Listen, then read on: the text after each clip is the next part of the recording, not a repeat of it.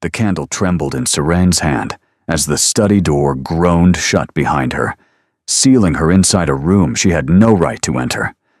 The flame danced wildly for a moment, casting grotesque shadows across the walls before steadying itself, as if it too understood the gravity of what she was about to do. Midnight had swallowed Thornwood Manor whole. The servants slept in the east wing, the Dowager Duchess in her chambers 2 floors above, and the Duke himself was supposed to be in London until morning. She had planned this carefully. 3 weeks of watching, waiting, learning the rhythms of this household that had become her gilded prison. And now she stood in Caius Vance's private study, heart hammering against her ribs like a bird desperate to escape its cage. The room smelled of leather and secrets. Oak shelves lined every wall, heavy with books she would never be permitted to read. A massive desk dominated the center, its surface covered in papers and correspondence that could mean nothing or everything. Moonlight spilled through tall windows, casting silver shadows across the Persian carpet beneath her bare feet. She shouldn't be here. She knew this with the same certainty she knew her own name. But desperation had a way of silencing doubt, and Saren Ashford had been desperate for far too long. Her fingers moved across the desk, searching. Letters from solicitors, estate accounts, invitations to events she would never attend. Nothing useful. Nothing that could buy her brother's freedom from the debts that Cornelius Finch had tangled him in. Nothing that could give her leverage against the man who controlled every aspect of her existence. She was about to abandon the search when the drawer caught her attention. It was locked. Unlike every other drawer in this meticulous study, this one bore a small brass lock that gleamed with recent use. Her pulse quickened. Men like the Duke of Thornwood did not lock empty drawers. The hairpin she had brought worked better than expected. 3 attempts, a soft click, and the drawer slid open to reveal a leather portfolio worn at the edges, clearly handled many times in private. Seren lifted it with trembling hands and opened it to the candlelight. The first page made no sense. Names she did not recognize, dates from 8 years past, references to shipments and harbors along the southern coast. She turned to the second page, then the third, her confusion deepening with each line. And then she found the letter. It bore the seal of the Crown's intelligence office, cracked but unmistakable.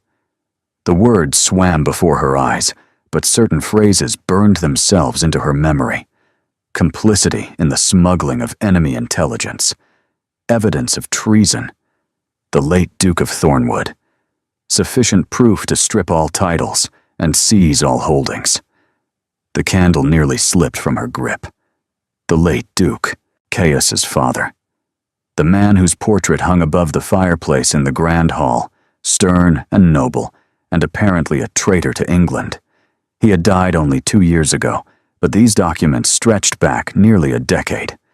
She was holding proof that the entire Vance legacy was built on a lie, that the current Duke had been hiding his father's treason since discovering it, that everything, the title, the estates, the fortune, the power, could be destroyed with a single letter to the right authorities. This was not leverage. This was a weapon. The study door exploded inward. Seren spun.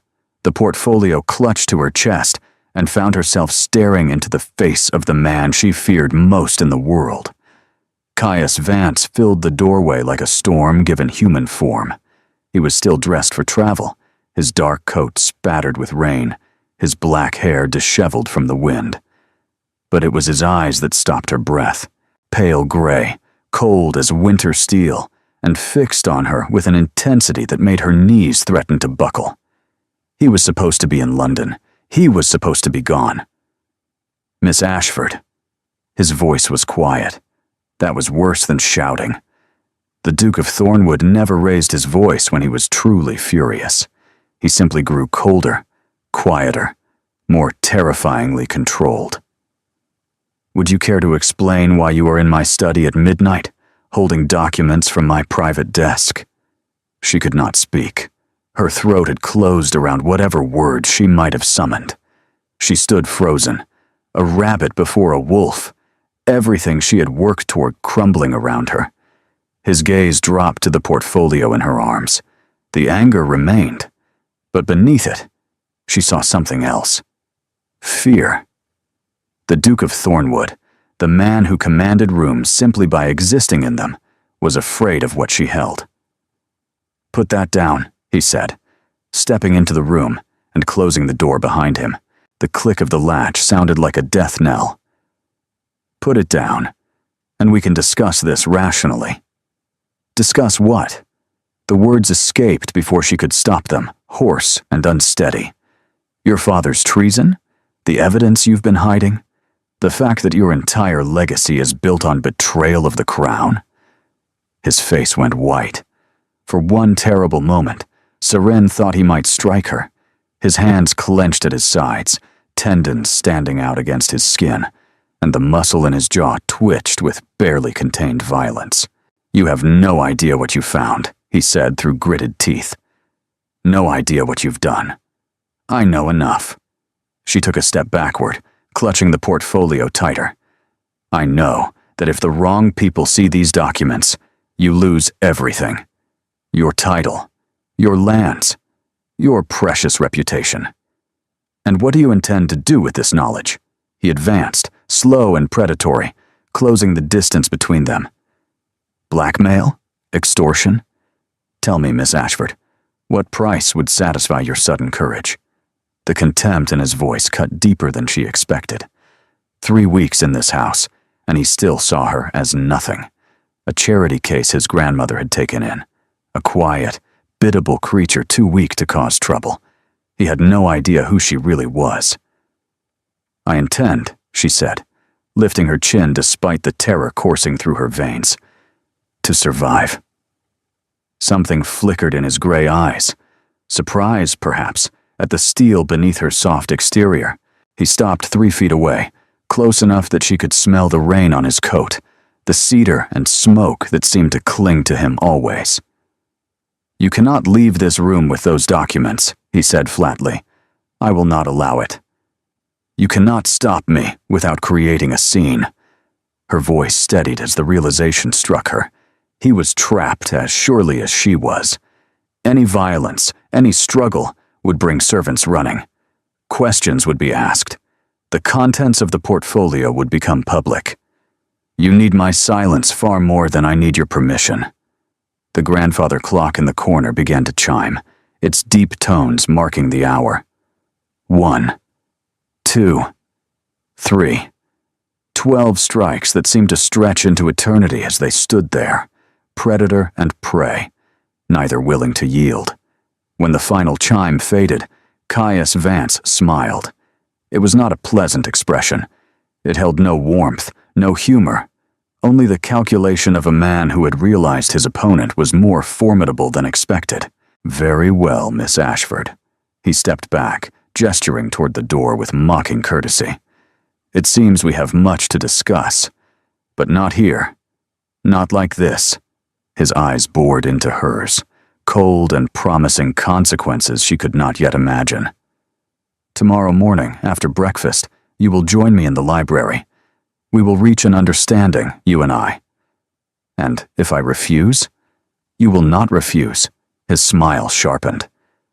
"Because despite your newfound bravery, you are still trapped in my house, dependent on my grandmother's charity, with a brother drowning in debts he cannot pay. You may hold my secrets, Miss Ashford, but I hold your entire world." He opened the study door, stepping aside to let her pass. Seren walked through it on legs that barely held her, the portfolio pressed against her chest like armor, her mind reeling with what she had done and what was yet to come.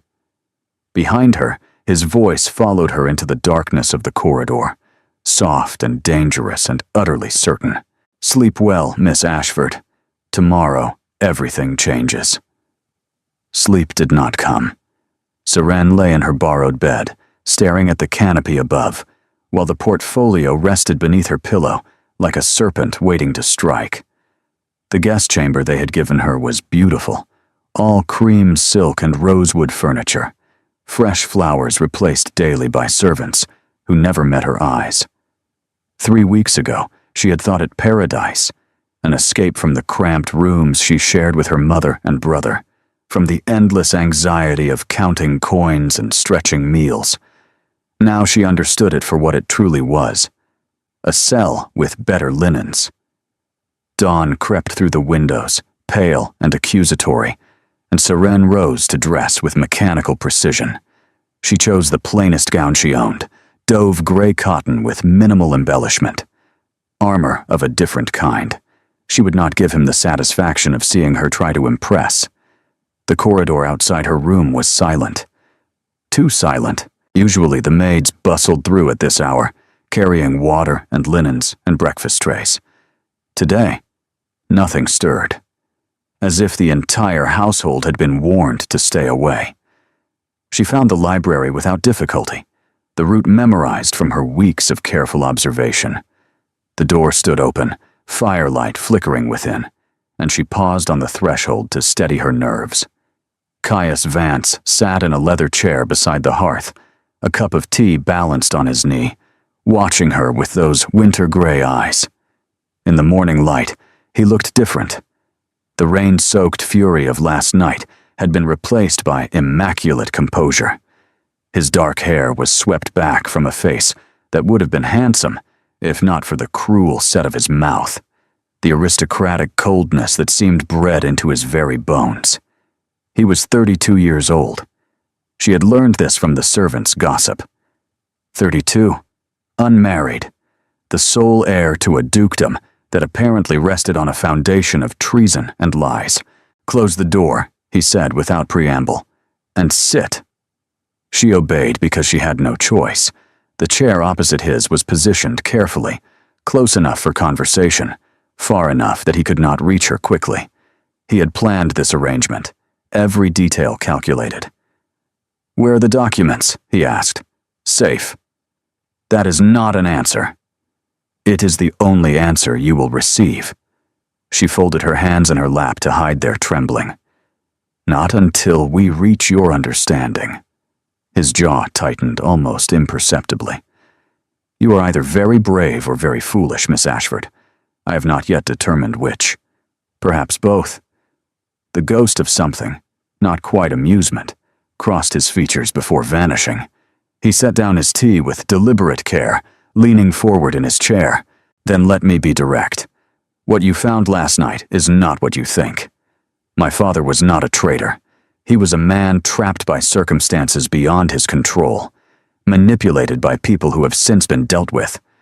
The documents you hold are the remnants of a nightmare that began 8 years ago and ended only with his death. Yet you kept them, locked away, handled often." She met his gaze without flinching. "If they are harmless, why hide them? Because the truth does not matter to society." His voice hardened. "What matters is perception. Scandal. The whisper of treason would destroy my family regardless of the facts. My grandmother would be cast out of every home that once welcomed her.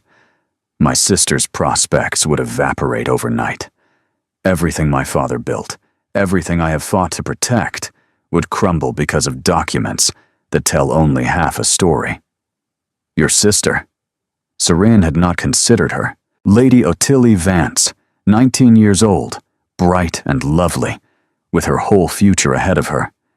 She knows nothing of this. No one knows. No one except you now. He rose abruptly, moving to the window, his back to her. The morning light carved his profile in sharp relief. "And I must decide what to do about that." A chill ran down her spine. "If you're considering violence, Your Grace, I should warn you that I've left instructions with someone outside this house. Should anything happen to me, I am not going to hurt you." He turned, and something in his expression made her pause. Exhaustion, perhaps. The weight of secrets carried too long. "Despite what you think of me, Miss Ashford, I am not a monster." "Then what are you?" The question hung between them, unexpected and raw. For a moment his mask slipped, and she saw the man beneath the Duke. Someone younger than his years, worn thin by responsibility and grief, fighting a battle no one knew existed. Then the mask returned, smooth and impenetrable. "I am the man who will make you an offer," he said coolly. "One that benefits us both, if you are wise enough to accept it." Before he could continue, the library door burst open. A young woman swept in with the force of a summer storm, dark curls bouncing, violet eyes sparkling with curiosity. She was dressed for riding, her cheeks flushed with cold air and excitement. "Chaos, the most extraordinary thing happened at the Whitmore estate this morning. Lady Honoria told everyone that you and she have an understanding, and now the whole county believes you are practically engaged." She stopped abruptly, noticing Seren. "Oh, I did not realize you had company." "Ottilie." The Duke's voice held warning. "We will discuss this later." "But it is all over the neighborhood. Mrs. Pemberton asked me directly if I would be gaining a sister soon." Lady Ottilie turned to Seren with open curiosity. "You must be Miss Ashford. Grandmother mentioned you at dinner. A friend of the family fallen on difficult times," she said. "How terribly romantic." "Ottilie," the Duke repeated, sharper now. I am going. She rolled her eyes with sisterly irreverence. "But Caius, you must address the Honoria situation. She is telling everyone you danced with her 3 times at the Harrington ball. 3 times. You know what that implies."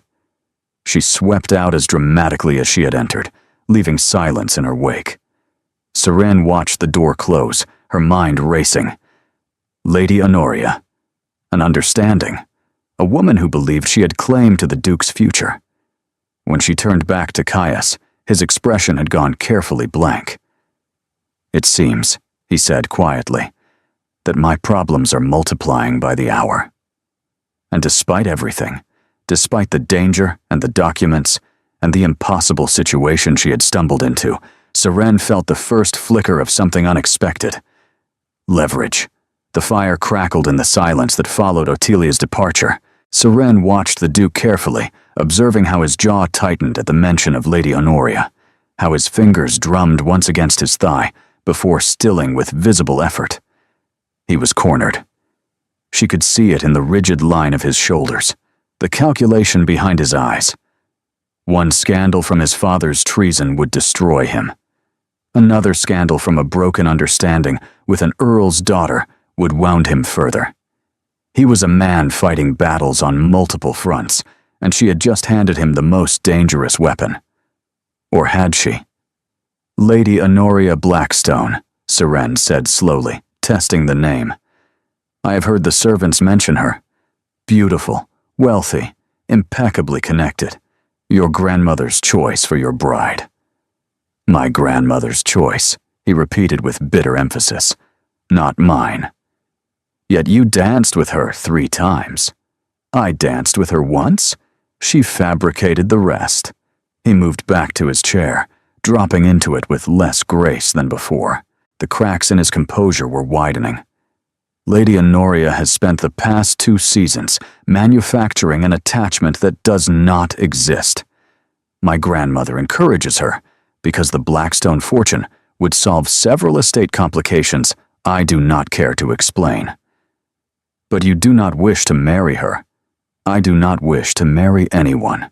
The words came out flat, final. "Marriage requires trust. I have found that quality in short supply." Seren filed this information away, another piece of the puzzle that was Caius Vance, a man who trusted no one, who kept his father's treason locked in a desk drawer because he could not bear to destroy the evidence or share the burden, who maintained perfect control over everything except the chaos multiplying around him. "Your offer," she said, steering the conversation back to solid ground. "You mentioned it before your sister arrived." He studied her for a long moment, reassessing.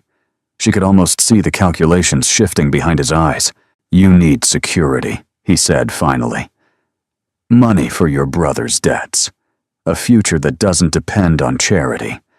I am prepared to provide all of this, generously, in exchange for your silence and the return of those documents. And then I disappear. Return to my former life, conveniently erased from your household. That was my original intention, yes. He leaned forward, elbows on his knees, hands clasped. But my sister's announcement has complicated matters. If you leave now, directly after Lady Honoria's claims, questions will be asked, assumptions made. The timing would suggest I discarded you for a better prospect. Would that not support your grandmother's goals? It would make me appear callous and inconstant, hardly qualities that recommend a man for marriage. His lip curled with distaste. Lady Honoria would be insufferable, believing she had won, and my grandmother would redouble her efforts to see the match concluded. Seren began to understand where this was leading. The shape of his offer was becoming clear, and it was far more complicated than simple payment for silence. You want me to stay, she said. I want you to play a role. He rose again, restless energy driving him to pace before the fire. A temporary arrangement. You remain at Thornwood as my grandmother's guest, but with one crucial addition. A subtle suggestion that my interests lie elsewhere. That I am perhaps considering a different sort of match. A fake courtship. An implied interest. Nothing as formal as courtship. Nothing that could not be gracefully dissolved when the time comes. Just enough to discourage Lady Honoria and buy me the time I need to resolve my grandmother's schemes on my own terms. The audacity of it stole her breath. He was asking her to pretend affection for a man she had robbed mere hours ago. To stand beside him in society as though she belonged there, knowing that beneath the surface they were adversaries locked in a battle of secrets and leverage. Why would I agree to this? She asked.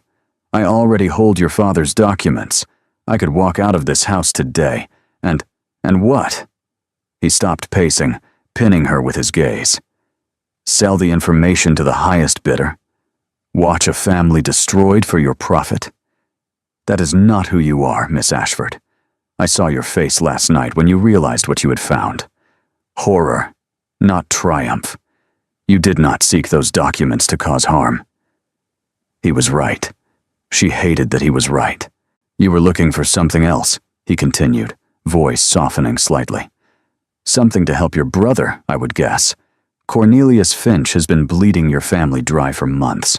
I am aware of his methods. The mention of Finch made her flinch. You know about Hadrian?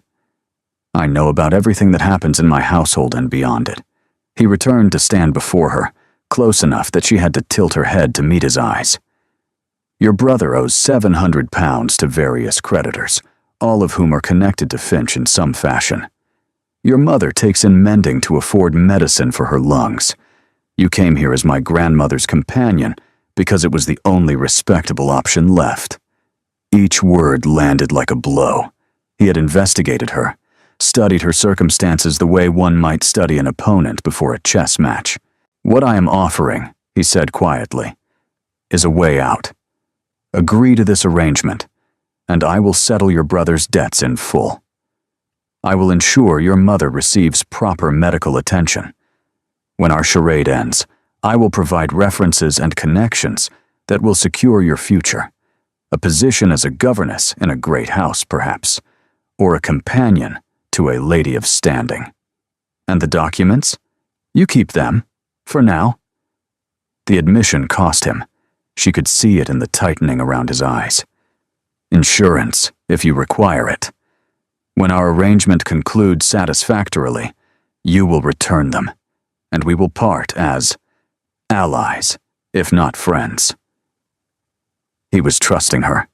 Against all logic, against his own stated beliefs, he was placing his family's fate in her hands, unless this was another manipulation, another calculation designed to bring her under his control. 3 conditions, she heard herself say. His eyebrow rose. You are negotiating with me. You need me as much as I need this opportunity. That makes us equals, Your Grace, at least in this." Something shifted in his expression. Interest, perhaps, or the beginning of respect. "Name your conditions." "First, my family is not to know the true nature of our arrangement. They must believe I am here as a genuine guest, perhaps catching the Duke's eye through honest means. No hint of blackmail or coercion." "Agreed." "Second, I want access to society, to connections, to every opportunity that will help me build a future beyond this arrangement. When it ends, I will not be worse off than when it began. That was always my intention." Third, she stood, bringing herself to her full height, which still left her several inches shorter than him, but no longer seated beneath his looming presence. "The moment you decide to pursue any woman in earnest, whether Lady Honoria or another, this ends immediately. I will not be made a fool, Your Grace. I will not be discarded without warning while you conduct a real courtship behind my back." Silence stretched between them, taut with tension. Then Caius Vance extended his hand. "You have my word," he said. "All 3 conditions. Do we have an agreement, Miss Ashford?" She looked at his outstretched hand.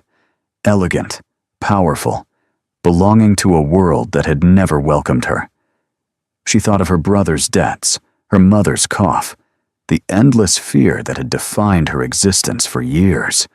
She thought of the documents hidden beneath her pillow, the secret that made them equals. She took his hand. "We have an agreement." His grip was warm and firm, sealing a bargain that would change everything. And in his winter-gray eyes, she saw something that should have warned her. A flicker of something beyond calculation, beyond strategy. Something that looked almost like hope. The days that followed blurred together in a haze of silk and silver and carefully orchestrated deception. Seren's modest gray gowns disappeared overnight, replaced by morning dresses in soft rose and afternoon gowns in pale green and evening wear that made her breath catch when she saw herself in the mirror. Lady Ottilie had orchestrated everything with the enthusiasm of someone who had finally found a project worthy of her considerable energy. "You cannot play the part looking like a governess," Ottilia declared on the second morning, directing 2 maids who carried bolts of fabric into Seren's chamber. "Grandmother may have invited you as a companion, but if Caius is to show interest, you must look the role." "The role," Seren repeated the word silently as she stood for measurements, as pins pricked her skin and seamstresses murmured about waistlines and hemlines. She was playing a role in a performance she had never auditioned for, wearing costumes that belonged to someone else's life. Thornwood Manor itself seemed designed to remind her of this. Every room she entered was larger than her family's entire lodging. The breakfast room alone could have housed a dozen families, its windows overlooking gardens that stretched toward a lake she had only glimpsed from her window. Servants moved through the corridors like ghosts, anticipating needs before she knew she had them. On her 3rd morning, she found fresh flowers in her chamber, a different arrangement from the day before. Lilies this time, white and fragrant, placed in a crystal vase that probably cost more than her father had earned in a year before his death. "From the conservatory, miss," her assigned maid explained, a young woman named Mercy, who seemed determined to live up to her name. "Her Grace orders them changed daily. She says flowers bring life to empty rooms." Empty rooms. Seren supposed that was what she was filling. A gap in the household, a role that needed an actress, a presence that served a purpose beyond her own existence. She took her meals with the family now, another change Ottilie had insisted upon. The Dowager Duchess presided over the table with silver-haired authority, asking pointed questions about Serene's education and accomplishments with an intensity that felt like examination. Caius appeared for dinner, but rarely breakfast, and when he did speak to her, it was with the careful politeness of strangers who happened to share a dining room. No one watching would suspect they had an arrangement. No one would guess that beneath her pillow locked in a small chest she had purchased from a traveling merchant, lay documents that could destroy everything this family possessed. The contrast made her dizzy. On the fourth evening, Ottilie insisted on showing her the gallery.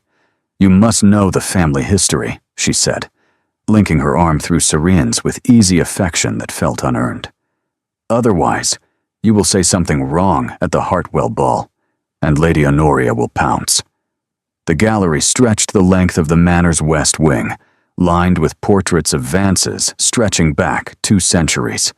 Stern men in military dress, elegant women in the fashions of their eras, children who had grown into the stern men, and elegant women of subsequent portraits. "That is our great-great-grandfather," Ottilie said, pointing to a figure in Tudor dress. "He was granted the dukedom by Elizabeth herself. Rumor has it he was her lover, though historians dispute it." Serene nodded, only half listening. Her attention had caught on a portrait near the gallery's end. A man in his middle years, dark-haired like Caius, but with warmer eyes and a softer mouth. He stood beside a woman whose beauty was undeniable, her hand resting on his arm with visible affection. "My parents," Ottilie said, her voice losing some of its brightness. "That was painted 3 years before Mother died. She caught fever during a winter ball. Father never recovered. He lasted another 8 years. But Caius says he was already gone. Just a body going through motions. The late Duke, the man whose secrets Serene had stolen, the traitor, if the document spoke truth, or the victim, if Caius's version was accurate. Looking at his painted face, she could not tell which. He was kind," Ottilie continued softly. "Kinder than Caius, though my brother would argue that point. Father believed in second chances. He used to say that everyone deserved the opportunity to become better than their worst mistakes. The words landed like stones in still water. Everyone deserved the opportunity to become better than their worst mistakes." Had the late Duke believed that about himself? Had he spent his final years seeking redemption for whatever sins those documents recorded? "You look pale," Ottilie observed, squeezing her arm. "Have I upset you?" "No." Serene forced a smile. "I was simply thinking about mistakes and opportunities." Ottilie studied her for a moment, curiosity evident in her violet eyes. Then she smiled, bright and uncomplicated, and tugged Serene toward the gallery's exit. "Come. Cook has made almond cakes, and if we do not claim our share before Caius finds them, there will be none left. He has a weakness for sweets he thinks no one knows about." A weakness for sweets. Such a small detail, so human and unexpected. Serene added it to her growing catalog of observations about the Duke of Thornwood, unsure why she was collecting them, unsure why she cared. That night, alone in her borrowed chamber with its fresh flowers and silk hangings, she removed the documents from their hiding place and read them again by candlelight. She had done this every night since their bargain was struck, studying the papers with increasing attention, searching for anything she might have missed. The accusations remained damning, but now she noticed marginalia in a different hand, notes scrawled in corners, references to names and places that seemed disconnected from the treasonous content. One name appeared several times, Phineas Crane. She filed it away, uncertain of its significance. When she pictured the late Duke now, she saw the man in the portrait. Warm eyes, a soft mouth, a father who had lost his wife and spent 8 years as a body going through motions. What had driven him to treason? Desperation? Manipulation? Or something else entirely? The questions circled her mind like wolves, finding no answers in the darkness. And somewhere in this vast house, the current Duke walked his own corridors, carrying secrets she was only beginning to understand. The summons came on her 5th morning at Thornwood. A footman appeared at her chamber door before breakfast, his expression carefully neutral. "Her Grace requests your presence in the morning room, miss. Immediately."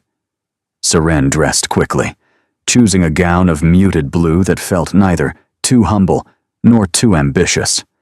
She had been expecting this.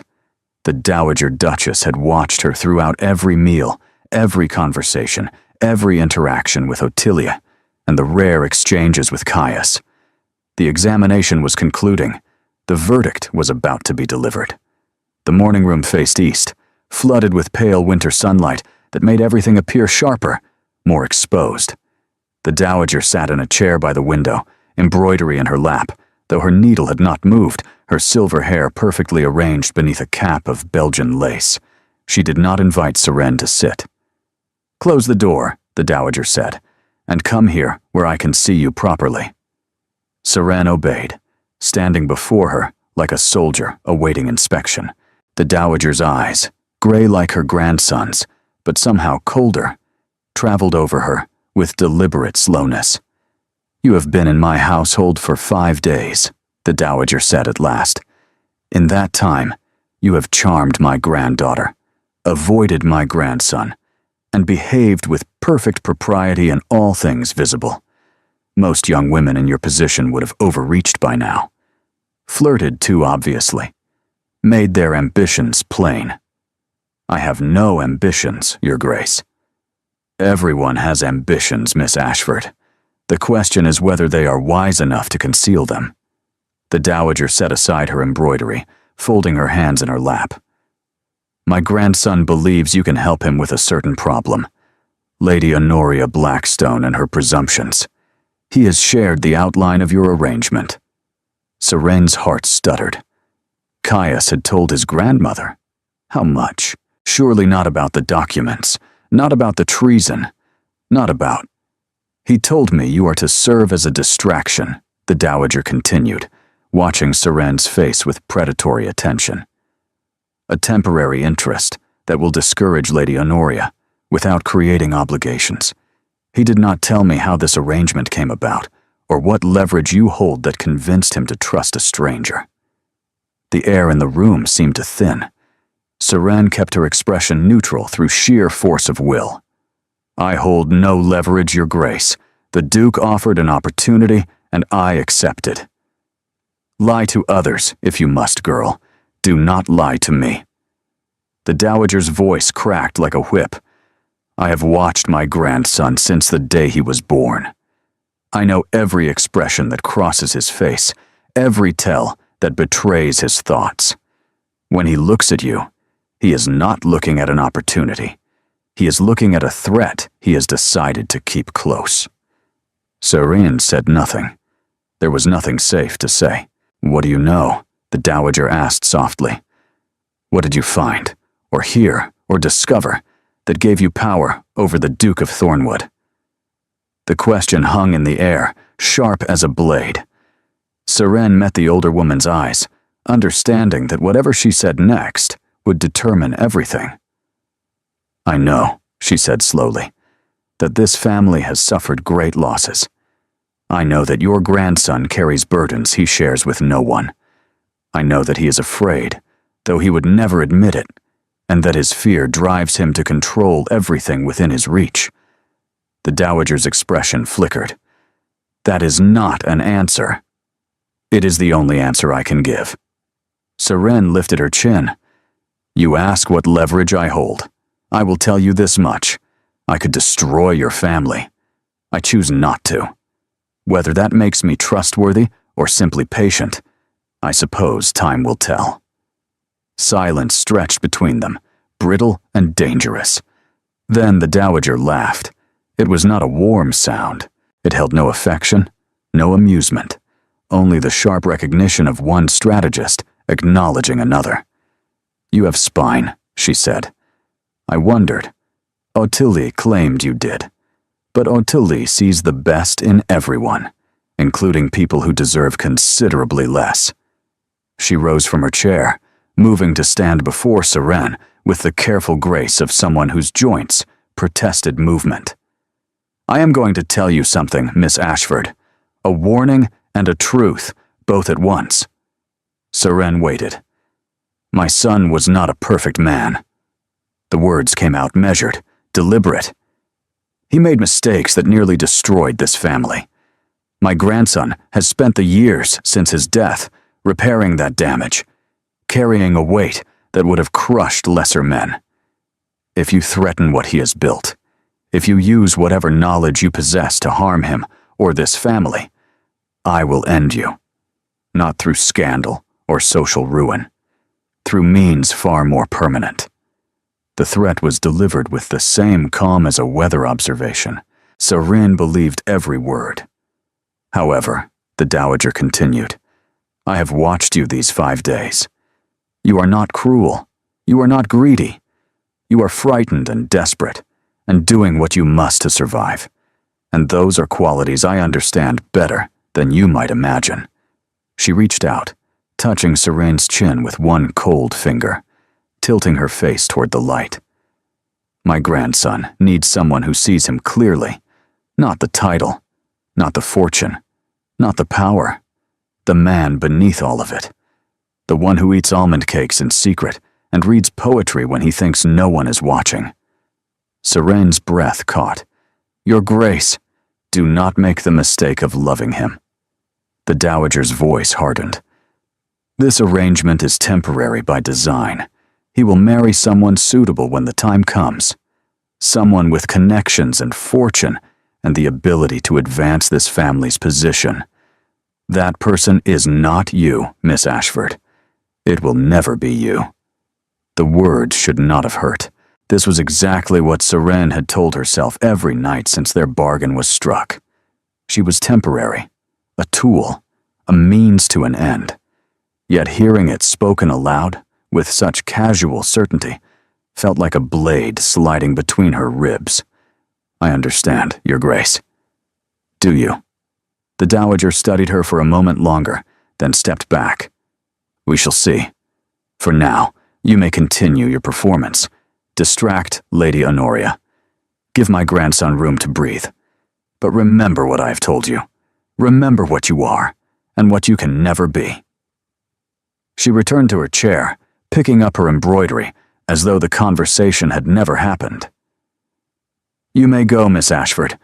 Breakfast will be served shortly. Seren walked to the door on legs that trembled slightly.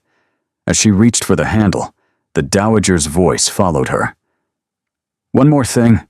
She turned. My son believed in second chances. The Dowager's needle moved through fabric, steady and precise. He was often disappointed, but occasionally, very occasionally, he was proven right. I find myself wondering which outcome you will provide. It was not forgiveness. It was not acceptance. But it was something. A crack in the fortress walls, a possibility where none had existed before. Seren slipped through the door and closed it behind her, her heart pounding with fear and something else. Something that felt terrifyingly like the first tremor before an earthquake. She found him in the library 3 nights later. Seren had not intended to seek him out. Sleep had abandoned her again, driven away by dreams of her mother's cough and her brother's debts and the Dowager's cold pronouncements. She had wandered the darkened corridors of Thornwood, learning the house by moonlight, until the glow beneath the library door drew her like a moth to flame. He sat in a leather chair before the dying fire, a book open in his lap, a glass of amber liquid in his hand. The careful composure he wore during daylight hours had slipped. His cravat was loosened, his dark hair disheveled, his expression distant and melancholy. She should have retreated, should have crept back to her chamber and pretended she had seen nothing. Instead, she stepped through the doorway. You are awake, she said quietly. He did not startle. Perhaps he had heard her approach, or perhaps he was too tired to care about intrusions. I am often awake at this hour. He gestured to a chair opposite his without looking at her. If you cannot sleep either, you might as well sit. The fire is nearly dead, but the company is marginally better than an empty corridor. She sat, tucking her feet beneath her dressing gown, acutely aware that this was improper. Alone with him, in the dark, both of them in stages of undress. If anyone discovered them, her reputation would be ash. but no one would discover them. The servants slept. The dowager slept. Only ghosts walked these halls at such hours, and perhaps that was what they both were. Ghosts of the people they had been before this arrangement bound them together. "What are you reading?" she asked. He turned the book so she could see the cover. Seneca, on the shortness of life. Cheerful. Appropriate. He took a sip of his drink. The philosopher argues that we waste most of our existence on meaningless pursuits, and only realize the value of time when we have none left. My father used to read this passage aloud when I complained about my studies. The mention of his father surprised her. He never spoke of the late Duke, not in her presence, not in any conversation she had overheard. The subject seemed forbidden, a wound too fresh to touch, despite 2 years of healing. "Ottilie showed me his portrait," Seren said carefully. "In the gallery." Caius's hand tightened on his glass. "Did she?" "She said he was kind, kinder than you." Ottilie was 10 when Mother died. She remembers Father through the lens of childhood. His voice was flat, but beneath it, she heard something raw. She doesn't remember the years after Mother's death, the darkness that consumed him, the choices he made when he thought no one was watching. Serene's breath caught. He was speaking of the treason. He must be. The choices recorded in those terrible documents, the ones she had stolen, the ones that hung between them like a blade. "People make choices when they are broken," she said slowly. "That does not make the choices right, but it makes them understandable." He looked at her then, truly looked, and she saw the exhaustion beneath his cold exterior, the grief he had carried since his father's death, the loneliness of a man who trusted no one because the one person he should have been able to trust had failed him utterly. "You are trying to absolve him," he said, "a man you never knew, whose sins could destroy everything I have built. I'm trying to understand. Why? What does it matter to you whether my father was a villain or a victim?" The question cut deeper than he intended. What did it matter? She held his secrets. She could use them or return them. His father's motivations changed nothing about her circumstances. And yet, "Because I know what it is to love someone who fails you," she said quietly. "My father made choices that ruined our family. Bad investments, foolish partnerships, trust given to men who did not deserve it. He died believing he had destroyed us, and perhaps he did. But I cannot stop loving him. I cannot reduce him to his worst decisions." Caius was silent for a long moment. The fire crackled, sending shadows dancing across his face. "My father was manipulated," he said finally. The words came out rough, as though torn from somewhere deep. "A man named Thornberry approached him after my mother's death, when the grief was still consuming him. Offered friendship, understanding, an escape from the pain. By the time Father realized what he had become involved in, it was too late. He spent his final years trying to undo the damage, gathering evidence, preparing to expose Thornberry and his network. And then he died. And then he died." Caius drained his glass, setting it aside with a clink that echoed in the quiet room.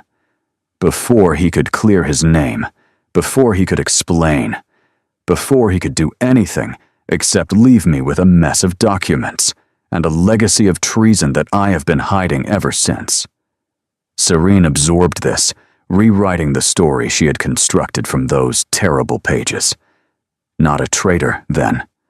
A victim who had become complicit, who had tried to make amends, who had died before redemption was possible. "Thornberry," she repeated. The name was familiar. She had seen it in the margins of the documents, scrawled alongside that other name she had noticed. Is he still alive? No. He died 3 years ago. But his network endures. People who would use those documents not for justice, but for profit. For leverage. for the destruction of a family they have always envied.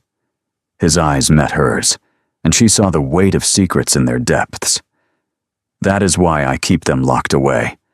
That is why I could not let you walk out of my study that night. It was never about reputation, Miss Ashford. It was about survival. She understood then. Truly understood. He was not protecting his pride or his position. He was protecting his sister from scandal, his grandmother from ruin, the servants and tenants who depended on Thornwood for their livelihoods. Everything and everyone that rested on his shoulders, carried in silence, shared with no one. Until now. "Why are you telling me this?" she asked. "I could use it against you, add it to the documents, make the picture even more damning." "You could." He leaned back in his chair, studying her with something that was not quite suspicion and not quite trust. "But you will not." "How can you be certain?" "Because you asked why." The ghost of a smile crossed his face, there and gone. "A blackmailer would not care about my father's motivations. They would care only about the evidence. You care about the truth. That makes you either very dangerous or very valuable. I have not yet determined which." She remembered him saying something similar in his study, that first terrible night. Very brave or very foolish. Now the words had shifted, and she was not sure whether to be flattered or afraid. "Perhaps both," she said, echoing her earlier response. This time his smile lingered. Just slightly, just for a moment, but it transformed his face, softening the sharp edges, revealing glimpses of the man beneath the Duke. "Perhaps both," he agreed. The fire had collapsed to embers. The hour had grown impossibly late. They should retreat to their separate chambers, resume their separate masks, pretend this conversation had never happened. Instead, Seren reached for the book of Seneca still open in his lap. "Read to me," she said. "The passage your father used to read. I would like to hear it."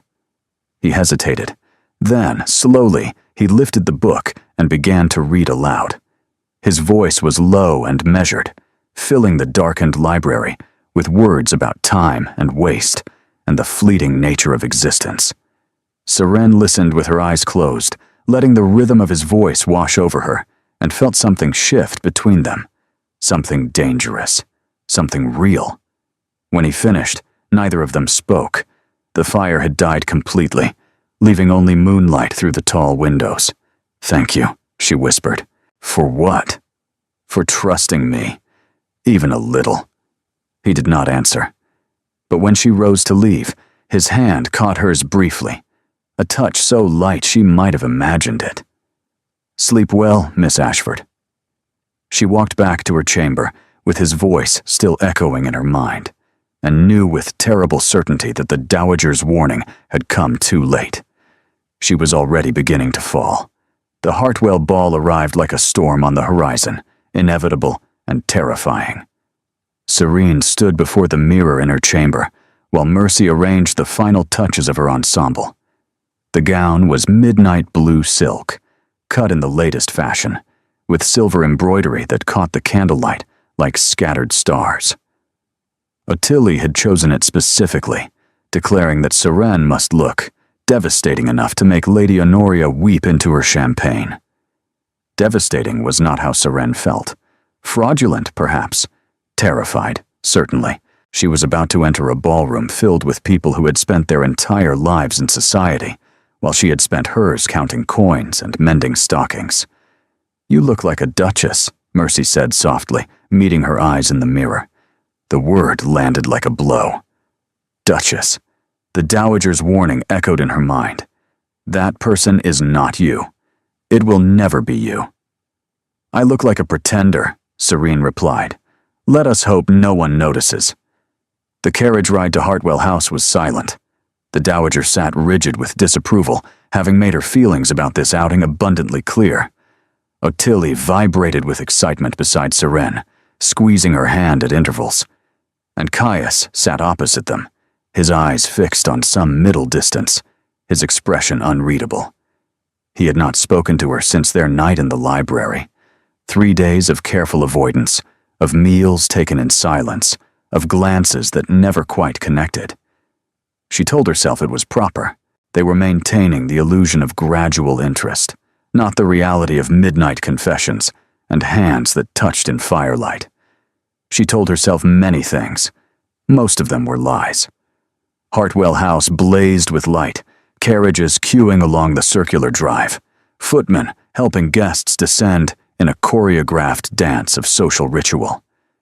Serene's heart hammered as they joined the procession, as they climbed the marble steps, as they entered a ballroom so vast and glittering that she momentarily forgot how to breathe. "Steady," Caius murmured beside her, his hand finding the small of her back. The touch was proper, barely perceptible through her layers of silk and stays. Yet she felt it like a brand. "Remember, you belong here tonight." She did not. But she lifted her chin and smiled as though she did. The introductions blurred together. Lord and Lady Hartwell, gracious hosts with calculating eyes. The Countess of Ashbury, ancient and imperious, who examined Serene through a jeweled lorgnette. Sir Marcus Pemberton, who bowed too deeply and held her hand too long until Caius's subtle cough encouraged release. And then, inevitably, Lady Honoria Blackstone. She approached like a ship under full sail, golden ringlets bouncing, rose-pink gown rustling, a smile fixed upon her face that did not reach her pale blue eyes.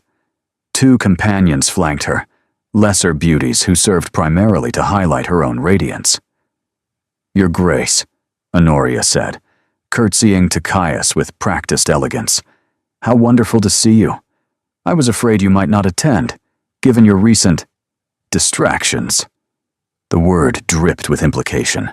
Several nearby guests turned to watch, scenting drama. Lady Honoria. Caius's voice was perfectly neutral.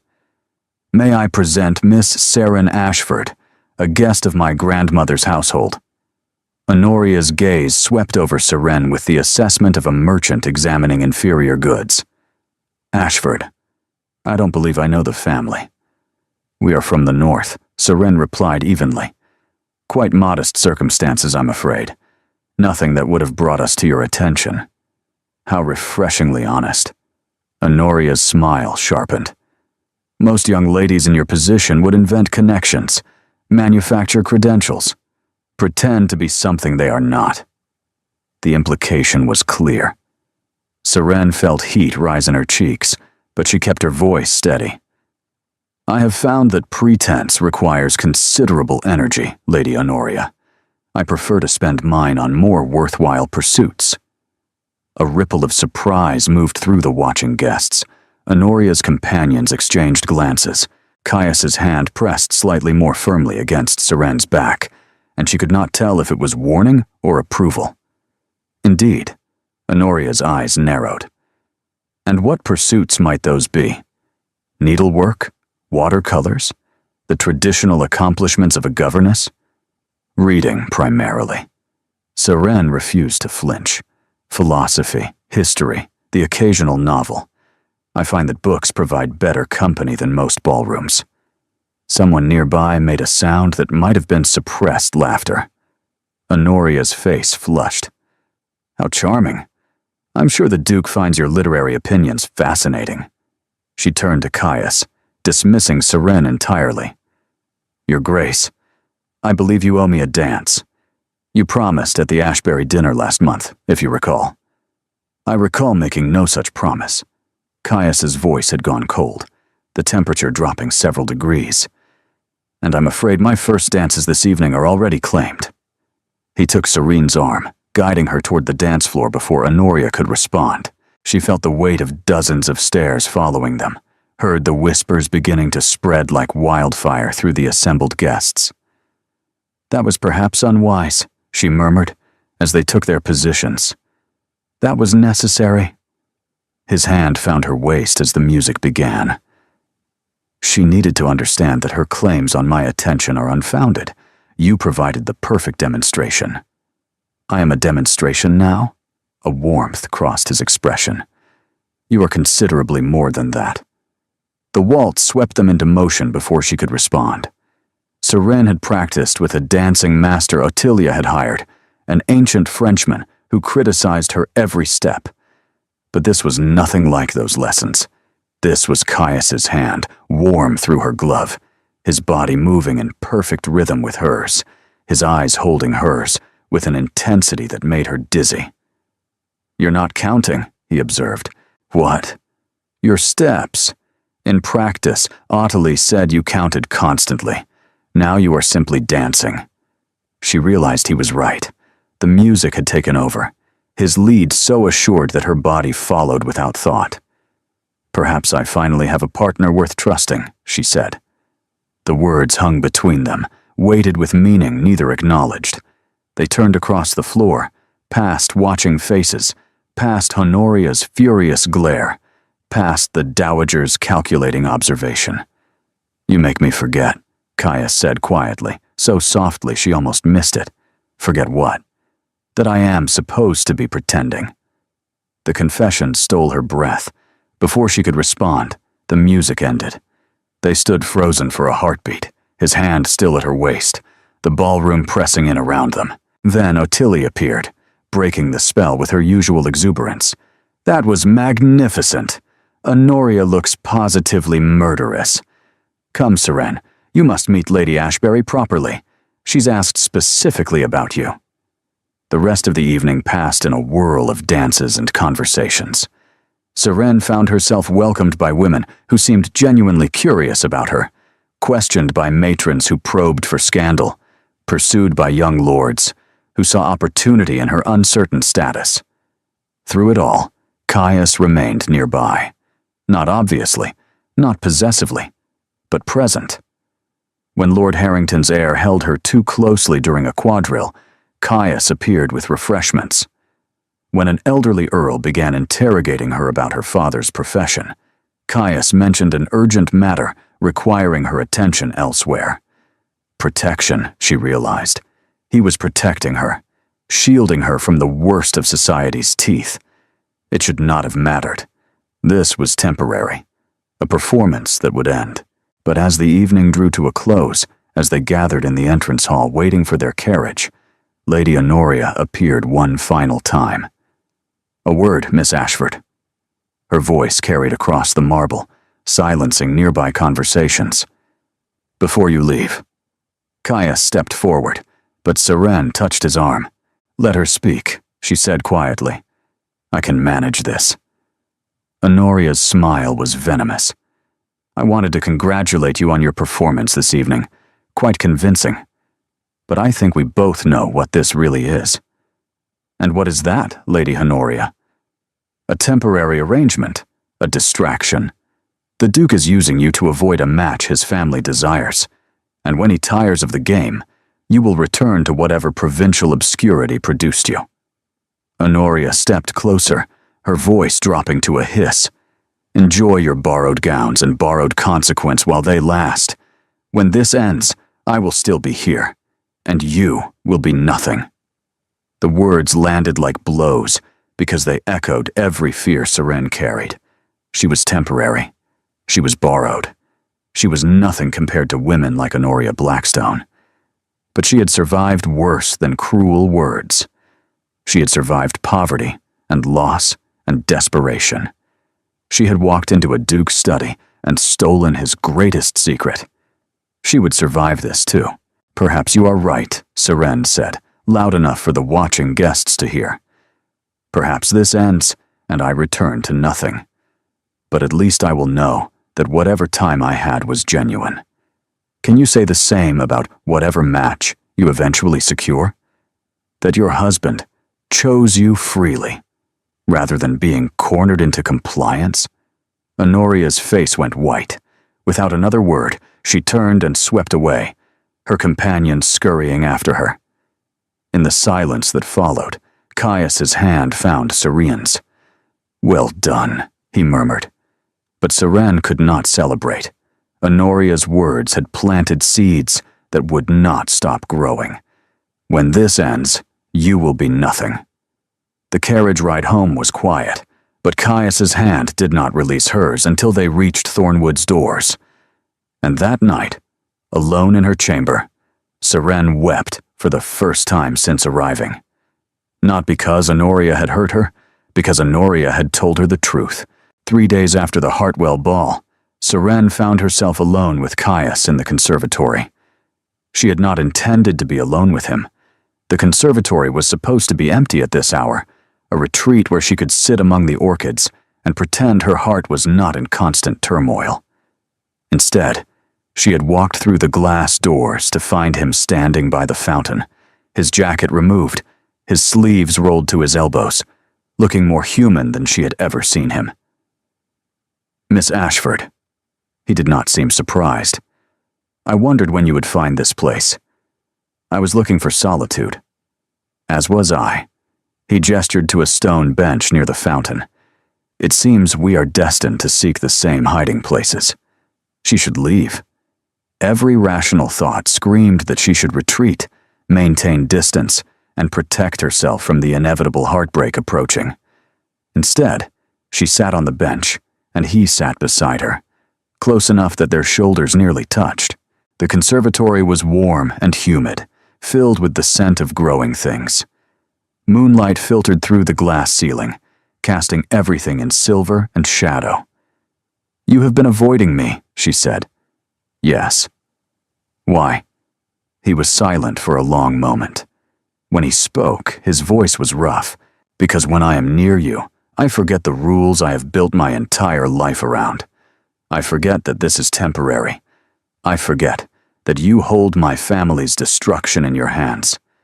I forget everything except the way you looked at me in the library that night, as though I were someone worth knowing." Her breath caught. "Caius, do not." His hand found hers in the darkness, gripping with sudden intensity. "Do not tell me to be sensible. I have been sensible my entire life. Sensible when my mother died. Sensible when my father's secrets fell into my lap. Sensible when I sacrificed every personal desire for duty and family and the endless weight of this title." He turned to face her, and in the moonlight, his eyes were silver. "I am tired of being sensible. This cannot end well." The words came out barely above a whisper. "Your grandmother told me. Lady Honoria reminded me. Everyone knows that I do not belong in your world. My world is a prison of expectations and obligations. You are the first person who has ever seen the man inside it. Because you showed me, in the library, when you told me about your father. You chose to trust me. Yes." His free hand rose to her face, tracing her cheekbone with heartbreaking gentleness. "And I am choosing now. Not the Duke of Thornwood, not the Keeper of Secrets and Manager of Scandals. Just Caius. Choosing you." "You cannot choose me." Tears burned in her eyes. "I have nothing to offer. No fortune, no connections, no. You have yourself." His thumb brushed away the tear that escaped. "That is enough. That is everything." When he kissed her, it was nothing like the chaste exchanges she had witnessed between courting couples in ballrooms and gardens. It was desperate and tender, tasting of longing and fear, as though he were trying to memorize her before she could disappear. His lips moved against hers, with a hunger that spoke of years of loneliness, of walls built so high that even he had forgotten what lay behind them. She kissed him back with equal desperation, her fingers tangled in his hair, pulling him closer, abandoning every pretense of propriety. In this moment, in this moonlit sanctuary, they were simply two people who had found each other against impossible odds. When they finally parted, breathless and trembling, his forehead rested against hers. "Tell me this is real," he whispered. "Tell me I am not imagining that you feel what I feel. It is real." The admission tore from her like a confession. "God help me, it is real. I love you, Caius. I have been trying not to. I have been reminding myself every day that this ends, that I cannot have you, that wanting you will only destroy me. But I love you anyway. His arms tightened around her. Then let it destroy us both. At least we will burn together. They stayed in the conservatory until the moon had traveled across the sky, talking in hushed voices, stealing kisses, building a fragile fortress of hope that neither truly believed could survive. When Seren finally returned to her chamber, her lips were swollen and her heart was soaring. She should have known that was when everything would fall apart. The letter arrived the next morning. Seren recognized the handwriting immediately. Hadrian, her brother, whose debts Caius had secretly arranged to settle. But Caius had said the matter was handled, the creditors paid, the threat eliminated. The letter told a different story. "Dearest sister," Hadrian wrote, "I have made a terrible mistake. Cornelius Finch discovered that someone paid my debts and traced the money to the Duke of Thornwood. He is furious. He had planned to use my situation to gain leverage over our family, and now that leverage is gone. He came to see me last night with a proposal. He knows you are at Thornwood. He knows the Duke has shown you favor. He wants you to obtain certain documents he believes the Duke possesses, papers relating to the late Duke's involvement with a man named Thornberry." The words blurred before her eyes. "Finch says if you do not cooperate, he will reveal everything. The debts, the arrangement, the nature of your presence at Thornwood. He will destroy your reputation and ensure no respectable household ever employs you. But worse, sister, he has threatened Mother. He knows she is ill. He knows we cannot protect her. I am so sorry. I should never have involved you with these people. Please, Seren, whatever you decide, be careful. Finch is connected to dangerous men, the same network that once entrapped the late Duke. They will not hesitate to destroy anyone who stands in their way. Your desperate brother, Hadrian." Seren's hands shook as she lowered the letter. Thornberry's network, still active, still hunting for the documents she had stolen. And now they knew where she was, knew her connection to Caius, knew everything. If they obtained the documents, they could destroy Thornwood. Blackmail Caius for years, bleeding his fortune dry. Expose the late Duke's treason to the crown, and watch as everything the family possessed was stripped away. If they did not obtain the documents, they would destroy her family instead. There was no winning. There was only choosing who to sacrifice. She was still sitting frozen when the Dowager's voice carried through her door. "Miss Ashford, I require your presence in my sitting room. Immediately." The summons felt like a death knell. The Dowager stood by her window, her posture rigid, a letter clutched in her own hand. When she turned, her face was thunderous. "I have received a most interesting correspondence this morning," she said coldly.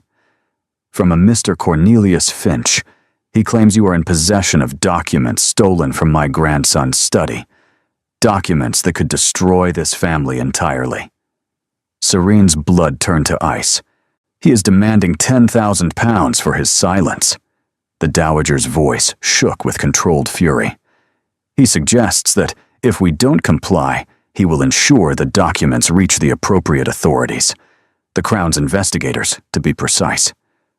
"Your Grace, I can explain." "Can you?" The Dowager crossed the room, stopping inches from Serene's face. "Can you explain why you concealed evidence of treason? Why you allowed my grandson to trust you while holding a knife to his throat? Why you wormed your way into our household, into our affections, all while planning God knows what? I was not planning anything. I found the documents by accident. Caius knows. My grandson is blinded by whatever feelings he imagines he has for you." The Dowager's voice cut like glass. "I warned him. I told him you would bring destruction. But he was too foolish, too lonely, and too desperate for connection to listen." Each word struck like a physical blow. Serene felt tears streaming down her face, but could not wipe them away. "I love him," she whispered. "I would never." "Love." The Dowager laughed bitterly. "Love is meaningless without power, Miss Ashford. And you have none. You are a penniless nobody who stumbled into secrets far beyond your ability to manage. Now your brother's creditor is demanding ransom, and my family is caught in the crossfire of your incompetence." The door opened behind them. Caius entered, his face pale, his eyes moving between his grandmother and Seren. "What is happening?" "Your little arrangement has come due." The dowager thrust the letter toward him. "Read it. See what your trust has purchased." Seren watched as Caius read the letter, watched his expression shift from confusion to understanding, to something that looked devastatingly like betrayal. "You knew about Finch," he said quietly. "You knew he was connected to Thornberry's network. I did not. I swear to you, I only learned this morning. And yet you kept the documents. All this time, knowing what they could do, knowing the danger they posed. You kept them as leverage, as insurance. You said yourself I could keep them until I said that when I believed we were building something genuine." His voice cracked. "Before I told you everything, before I trusted you with the truth about my father." The silence that followed was devastating. "Perhaps," the dowager said quietly, "you should go, Miss Ashford, before you cause any more damage." Seren looked at Caius, searching for any sign of the man who had kissed her in the conservatory, who had whispered about burning together. But his face had gone cold, shuttered, the Duke's mask firmly in place. "Caius," she breathed, "please, let me explain." "There is nothing to explain." His voice was hollow. "You were right from the beginning. This was temporary. An arrangement. I was foolish to imagine otherwise." Something shattered inside her. She did not remember leaving the sitting room, did not remember climbing the stairs to her chamber, did not remember packing her few belongings, the meager possessions she had brought, and nothing more. But she remembered opening the locked chest beneath her pillow and staring at the documents within. They wanted them. Finch, Thornberry's network, whoever remained of that conspiracy. They wanted these papers badly enough to threaten her family, to destroy everything she had built with Caius. If she left them here, Caius would eventually hand them over to save his family from blackmail. The cycle would continue. More demands, more payments, more vulnerability. But if she took them, the idea crystallized in her mind with terrible clarity. If she vanished with the documents, she could draw Finch's attention away from Thornwood, lead him on a chase that ended nowhere, protect Caius by becoming the target herself. And then she remembered the name she had seen in the marginalia, Phineas Crane. The late Duke had referenced him multiple times, always in connection with words like justice and evidence, and when the time comes. Whoever Crane was, the late Duke had trusted him. Perhaps he could help. It was mad.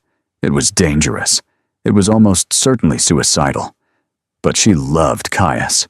And love, she was beginning to understand, meant sacrifice. She wrote 2 letters.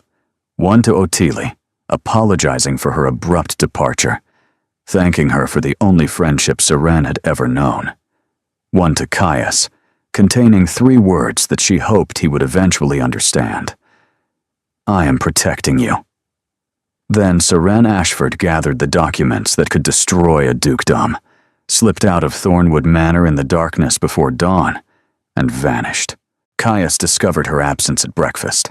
The letter was on his study desk, placed where he would find it first thing. 3 words in her careful handwriting, words that made no sense until he remembered everything he knew about Seren Ashford. "I am protecting you. Not running. Not betraying. Protecting." She took the documents, he said aloud, realization crashing over him like a wave. She took them and left to draw Finch away from us. Ottilie appeared in the doorway, her own letter clutched in her hands, tears streaming down her face. "Caius, what have we done?" She says goodbye. She says she is sorry for any trouble she caused. She is sacrificing herself. The words tore from him. That stubborn, brilliant woman is trying to save this family by making herself the target. The Dowager arrived next, her expression conflicted. I said things, terrible things. I blamed her for circumstances beyond her control. We all did. Caius was already moving, grabbing his coat, calling for his horse. And now she is alone, with dangerous men pursuing her, because she believed we would be better off without her. Where will you go? Ottilia asked. Her family home. If she is trying to protect someone, she will start there. Hadrian, her mother. They are all she has left. The ride north was brutal. Caius pushed his horse to its limits, stopping only when necessary, his mind consumed with images of Seren facing Finch and his network alone. She was brave, impossibly brave, but bravery would not stop a bullet or a blade. He found the Ashford residence at dusk on the second day, a modest house in a modest neighborhood, far removed from the grandeur of Thornwood. A young man answered his frantic knocking. Hadrian, he recognized, with Serene's eyes and a guilt-ridden expression. Your Grace. Hadrian bowed awkwardly. I didn't expect. Where is she? She came yesterday, stayed only long enough to see Mother and warn us about Finch. Then she left again. Hadrian's voice shook. She said she had a plan, said she was going to end this. I tried to stop her, but where did she go? She mentioned a name, Crane. Said there was someone who needed to see what the late Duke had gathered. Someone who could bring down the network from within. Caius's blood ran cold. She went to find my father's contact. Alone. She left this for you. Hadrian pressed a sealed letter into his hands. She said you would come. Said you were too stubborn to give up without a fight. Caius tore open the letter. Caius, if you are reading this, you have come looking for me, and I am both grateful and furious. Grateful because it means you believed my message. Furious because you should be safe at Thornwood, not chasing a woman who has brought you nothing but trouble. I know where Thornberry's documents need to go. Your father was gathering evidence not for himself, but for a magistrate named Phineas Crane, who has spent 20 years trying to dismantle the network. I found his name buried in your father's notes, along with instructions for contact. I am going to deliver everything to him. Every document, every scrap of evidence your father collected. When it is done, Finch and his associates will face justice, and your family will finally be free. But if something goes wrong, if I do not survive, I need you to know something. You are not foolish to trust me. You are not blind, or desperate, or lonely. You were the first person who ever saw me as I truly am, and in return, you let me see you. That gift was worth everything. I love you. I will always love you. Even if I never see you again, that truth will not change. Yours in every way that matters, Seren. The letter crumpled in his fist. Where is Phineas Crane? He demanded. Hadrian shook his head. I don't know. She didn't say. But Caius knew. He knew because his father had mentioned the name once, years ago, in a conversation Caius had not understood at the time. Crane lived in the village of Whitmore, 2 hours north. A retired magistrate who had spent his career pursuing corruption. 2 hours. She had 2 hours head start, maybe less. Caius swung back onto his exhausted horse and rode into the night.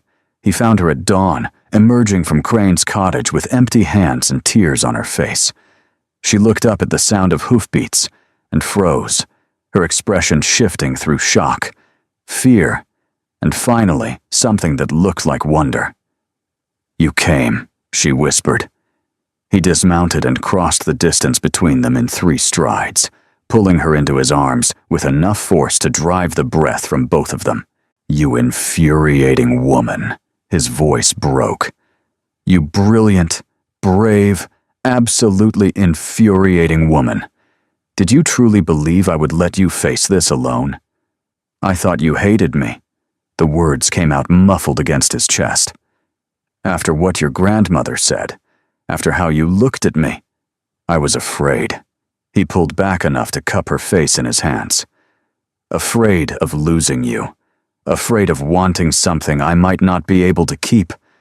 So I pushed you away, and you almost died because of my cowardice. I did not almost die. You walked into a network of criminals with nothing but documents and determination. That is the definition of almost dying." Despite everything, she laughed, a wet, broken sound that transformed into a sob. "I love you," he said fiercely. "I love you, and I am done pretending otherwise. I am done being sensible. I am done letting fear make my choices. Your grandmother will learn to accept my decisions or learn to live with her disappointment." He kissed her forehead, her cheeks, and her tear-stained lips. "Marry me, Seren. Not as an arrangement, not as a performance, as a choice I am making freely, completely, with full knowledge of every consequence." She stared at him, trembling. "You are asking a penniless nobody to become a duchess. I'm asking the woman I love to become my wife." His eyes held hers, soft with hope. "Please, say yes." She kissed him instead, and he took that as answer enough. They returned to Thornwood together. The household staff gathered at the windows as they approached, whispers spreading like wildfire. The Duke had left in a fury 2 days ago, and now he returned with the woman who had vanished, both of them disheveled and exhausted, and clearly something more than employer and guest. The Dowager met them in the entrance hall. Her face was pale, her posture rigid, and her eyes moving between Caius and Seren with an expression that might have been fury or might have been fear. Ottilie stood behind her, practically vibrating with anxious energy. "You found her," the Dowager said flatly. "I found her." Caius kept Seren's hand firmly in his. "After she single-handedly delivered my father's evidence to Magistrate Crane, ensuring that Thornberry's network will finally face justice." The Dowager's expression flickered. "Crane? The man your father trusted?" "The same. Seren tracked him down using notes father left in the documents. Notes that none of us thought to look for because we were too busy protecting secrets instead of using them." Silence fell over the entrance hall. Servants pretended not to listen while clearly listening to every word. "Miss Ashford." The Dowager's voice was controlled, carefully neutral. "You destroyed evidence that could have protected this family for decades." "I delivered evidence that was destroying this family."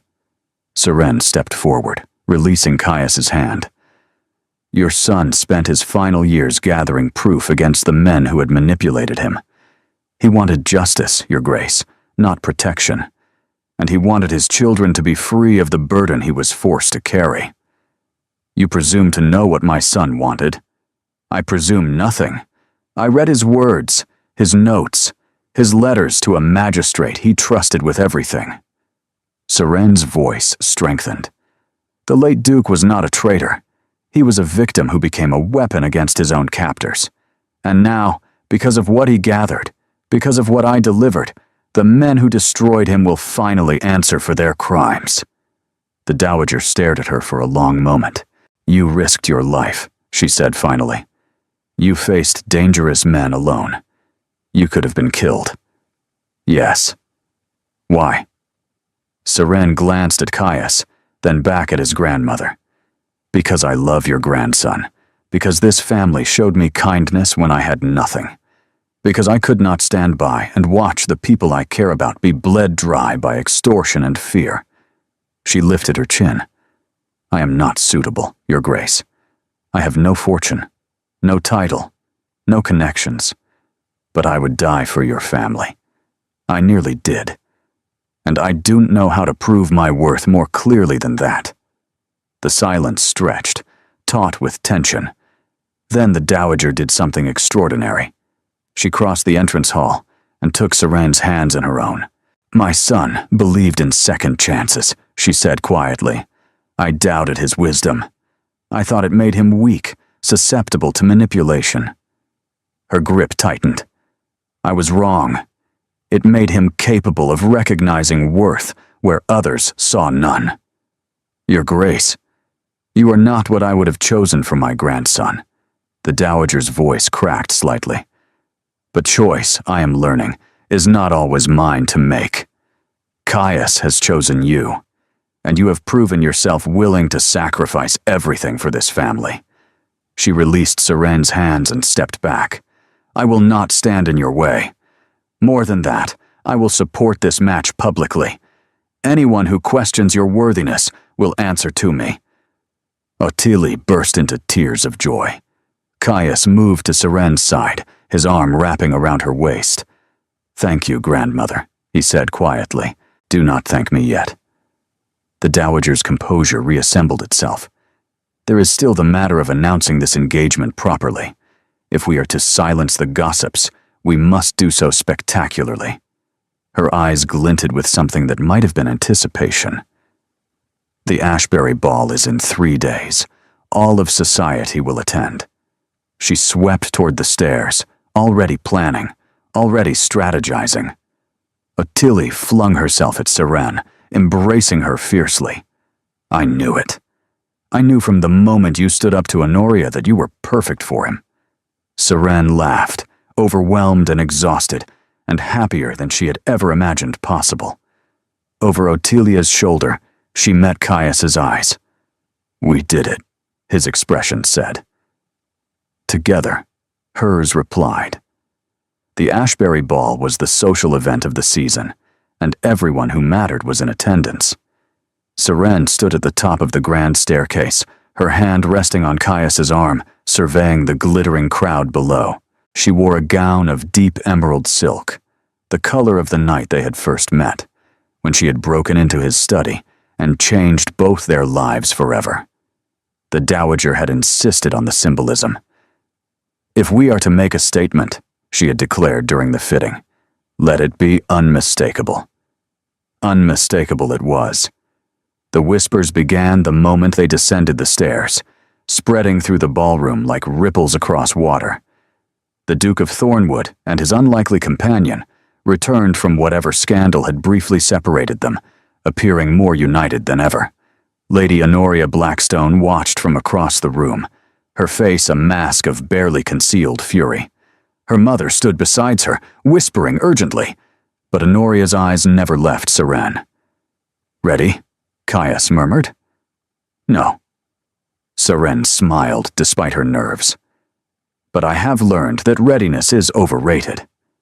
They reached the ballroom floor, and the orchestra, on some invisible cue, began a waltz.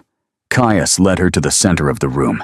The crowd parted around them, creating a circle of empty space that felt both terrifying and inevitable.